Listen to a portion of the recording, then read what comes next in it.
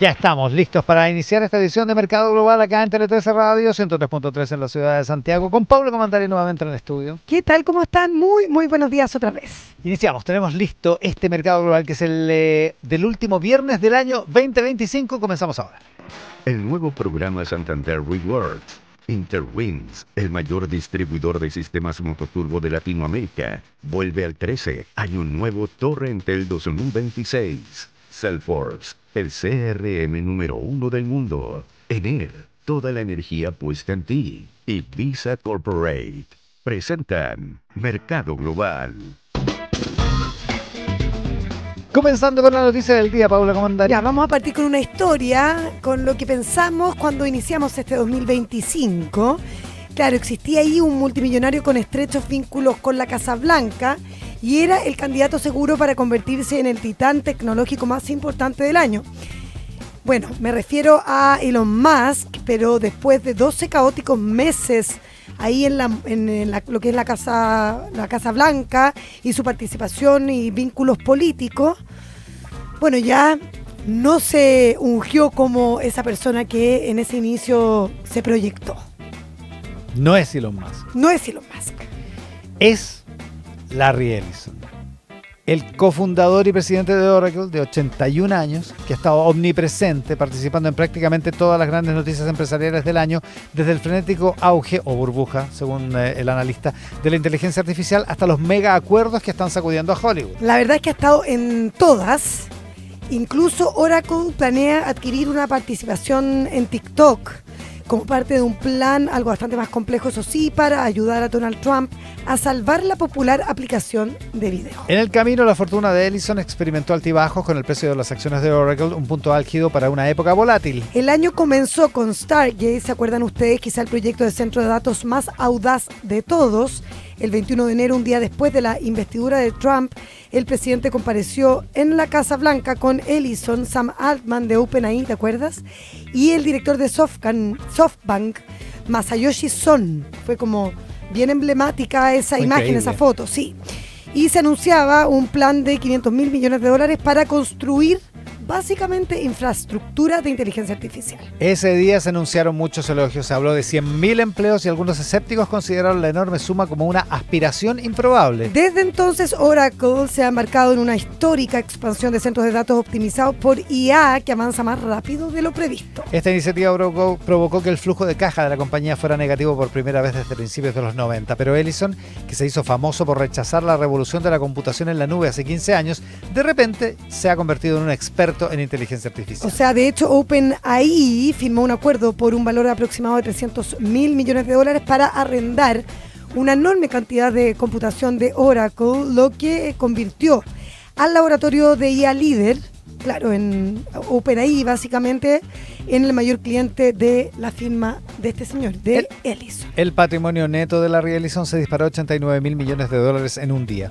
hasta alcanzar los $388 mil millones, el mayor incremento diario registrado por el índice de multimillonarios de Bloomberg.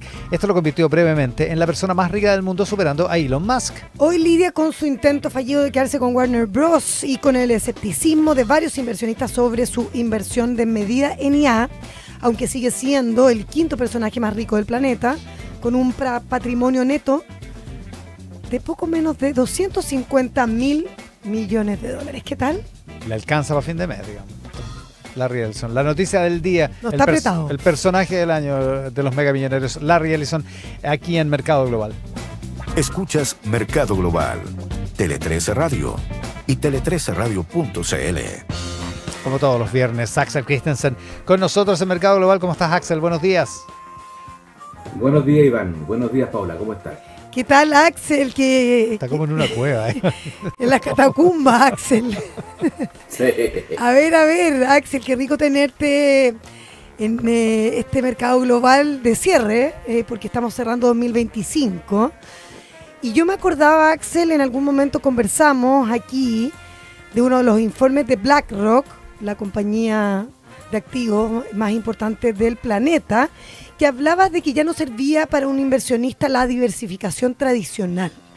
¿Qué podemos decir, Axel, de lo que ocurrió, como digo, al cierre de este 2025 respecto de eso, de las inversiones propiamente tal?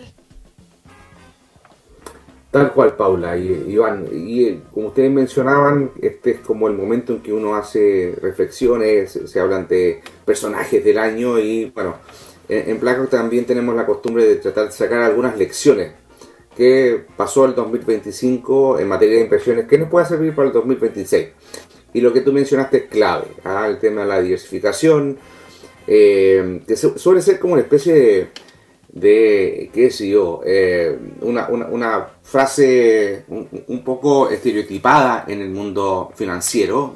Todo el mundo habla de diversificar, cuando en realidad la historia más jugosa es el que le apostó todas las fichas a una sola acción o a un tipo de activo digamos, y la rompe con esa inversión. Bueno, este año quizás una primera lección es que ese tipo de decisiones, el tener apuestas concentradas o quizás siguiendo lo que tú preguntabas, Paula, con una diversificación tradicional, sin ampliar un poco más la mirada, esa concentración, esa falta de diversificación salió bastante caro. Si uno mira, por ejemplo, aquellos que se enamoraron esto de que Estados Unidos es el único mercado, la verdad que vale la pena, que todo el resto está de más, son arroz graneado, por decirlo así. La verdad es que países fuera de Estados Unidos, Europa, Japón, para qué decir los países emergentes, América Latina, todos ellos, digamos, de no mediar una gran sorpresa de estos últimos días, van a terminar el 2025 con rentabilidades mejores que las de Estados Unidos. Incluso las tecnológicas, algunas de las cuales tú mencionabas, han tenido un año más rezagado con respecto a los 2 años anteriores. Así que, primera lección quizás es que la diversificación sí tuvo un buen desempeño. Otro ejemplo es quienes pensaban que el Bitcoin era el nuevo oro digital, y vean lo que pasó en realidad. El oro tradicional, el que se vende en lingotes, digamos, tuvo un año excepcional, y el Bitcoin todo lo contrario. Así que la diversificación, a pesar de ser un poquito archi utilizado en el mundo de las inversiones, que da un poquito de lata, la diversificación suele decirse que fome, este año probó ser la inversión o la estrategia de inversión correcta, Paula y Iván. Ya, o sea que lo que tú más recomiendas es un poco poner los huevos en distintas gallinas. O sea, si bien no dejar mercados de lado, por ejemplo, si quieres invertir en activos un poco más riesgosos, tal vez optar por algo en criptomonedas, pero también en algo como el oro, que es un activo más bien de refugio. En tiempos de incertidumbre, sobre todo geopolítica, ¿no? Estamos conversando con Axel Christensen, como todos los viernes, nuestro columnista acá en Mercado Global. Interesante lo que plantea, además del conocimiento. Esto es, no había que concentrarse, o sea, con el diario del lunes es más fácil, pero no había que concentrarse en un solo mercado, no había que además apostar tan lógicamente por uno, porque el resultado final es que otros mercados, por ejemplo, fueron superiores al de Estados Unidos. Claro, en algún momento se pensaba que las tecnológicas eran la revolución, y básicamente ya había pasado el periodo peak de las tecnológicas años previos, pero resultó al contrario. Axel, ¿estás de nuevo? ¿Me escuchan ahora de nuevo? Tengo algún tipo de problema con la conexión. ¿Ahora sí? Fabuloso. Sí, yo te decía, perfecto, Axel, que entonces valía la pena, sobre todo en estos tiempos más movidos, tiempos de tensiones geopolíticas, que claro, que quizás había que pensar en un activo un poquitito más riesgoso como la cripto, y al mismo tiempo dejar algo para un activo de refugio como el oro o la plata. ¿Algo así? En el fondo, Paula, Iván, uno lo que aprende que en el economía que no hay almuerzo gratis. No, estamos como el otro día con Beatriz Apud y José Antonio Cast. Hablándonos en otro idioma, Axel. Ya, hagamos un intento más y lo sacamos. En el fondo estamos tratando de hacer el resumen del año en este asunto. En un año que no fue fue un año movido, digamos. Fue un año movido, la verdad, pero también lo que hablábamos un poquito más temprano, Iván, bastante contraintuitivo. Porque igualmente pensábamos, por ejemplo, que con el tema de los aranceles, se venía una especie de crisis, de recesión. Claro, que venía la recesión, que venía un momento bien caótico. Cíclico caótico, digamos, y en realidad fue menos que eso. No pasó. Pero fue movido, digamos. Súper movido porque tenemos, bueno, todo muy concentrado en la mirada hacia la inteligencia artificial que tenía ahí su techo, por lo menos hasta ahora, y con mucha lectura de que esto podía ser una burbuja, que ahí también hizo que los mercados se movieran fuertemente. Pero claro, lo que vemos es, por ejemplo, en el mercado bursátil es bien increíble, Iván. Tenemos pics del S&P 500 que no habíamos visto tal vez nunca, jamás. Y en la propia bolsa chilena. Sobre los 10.000 puntos de la bolsa chilena. Así es que todos los que vieron el mercado bursátil como una oportunidad, al parecer le apuntaron. Tal cual. Ya, un último mensaje de nuestro Axel Christensen, ¿lo tenemos? En un momento más. Pero dentro de la conversación anterior... ahí está, Axel nuevamente. Ahora sí. Tuve que volver a la tecnología análoga y por teléfono, a celular. Suena estupendo. Suena mucho mejor. Suena mejor, sí. Así es. Como tantas cosas antiguas, ¿no? Por ahí leí una columna muy interesante titulada Que vuelvan los lentos. Tal cual. Oye, dentro de las conclusiones que se puede sacar este año, sí, Axel, una que tú has pregonado, sobre la que has predicado, si es que cabe el verbo, durante mucho tiempo, esta idea de que uno no tiene que andar tratando de reaccionar, tratando de ganarle a los mercados, sino que tiene que tener estrategias con duración estimada y ser fiel a esas estrategias, ¿no? Tal cual. La peor, digamos, estrategia de inversión, Iván, es el correr detrás del titular como estrategia, digamos. O lo que mis colegas llaman el trading emocional. Existe esa tentación. Sí, efectivamente. Y te va muy mal porque efectivamente, tú mencionabas, Paula, toda esta expectativa de que el mundo se iba a derrumbar después de los anuncios de política comercial en abril pasado. Mucha gente salió a vender y fue el peor momento. Aquellos que se mantuvieron firmes con estrategias de largo plazo pudieron cerrar un muy buen año. Así que, digamos, otra lección, yo creo que junto con la diversificación y tenerle siempre respeto a los riesgos geopolíticos, son cosas que son difíciles de aplicar. Es mucho más entretenido, digamos, contarle a los amigos que duplicaste tu inversiones al invertir en Bitcoin. Probablemente este año no va a hablar mucho de eso. Van a tratar de decir que nunca pensaron en ese mercado como posibilidad.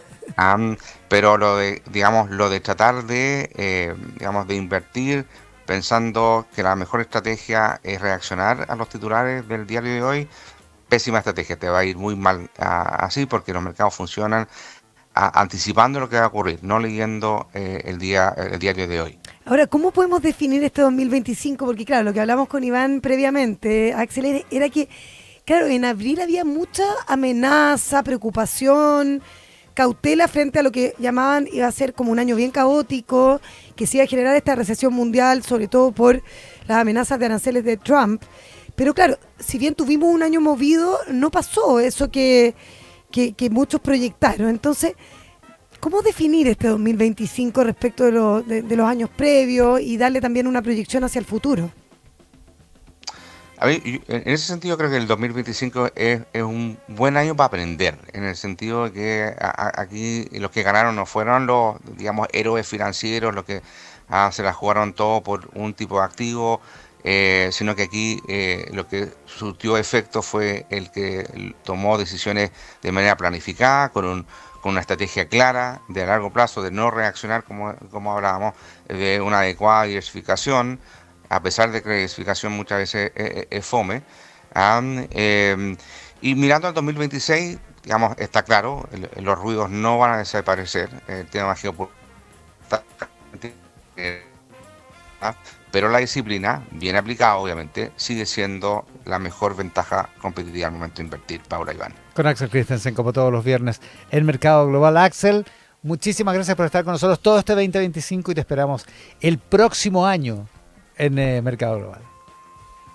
Con mucho gusto, que tengan muy buen fin de semana. Tú también, Axel, gracias por todas las reflexiones, análisis, siempre complejos y se agradecen, vienen bien.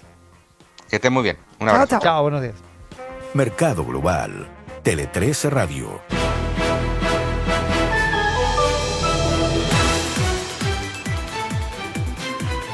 Andrea Rivera tiene el resumen de las noticias aquí en Mercado Global.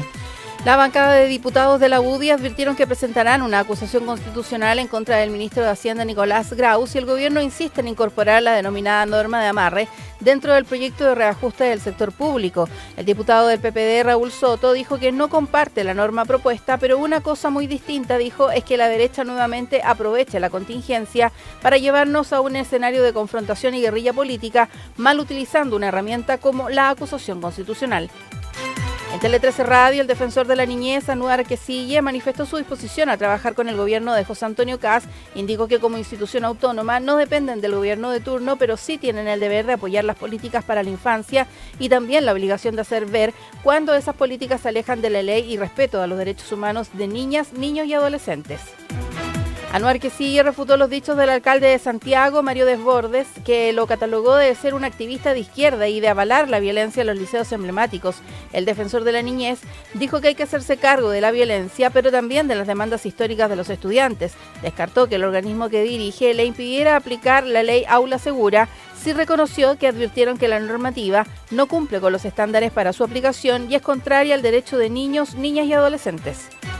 Más de 400 personas evacuadas y 2 viviendas destruidas dejó el incendio forestal que se produce en la comuna de Pichidegua, en la región de O'Higgins. En el Maule, 2 viviendas resultaron destruidas y más de 1.000 hectáreas también calcinadas en el Cerro Maule. De acuerdo a CONAF, son 9 los incendios forestales que se mantienen en combate a nivel nacional. En medio del rally del precio del cobre, que se mantiene en máximos históricos, el dólar continúa presionando a la baja. Al inicio de la sesión, la divisa estadounidense se situaba en los 901 pesos con una caída de 4 pesos con 10 centavos respecto del cierre del día miércoles y lo deja en su menor nivel desde el 30 de septiembre del 2024.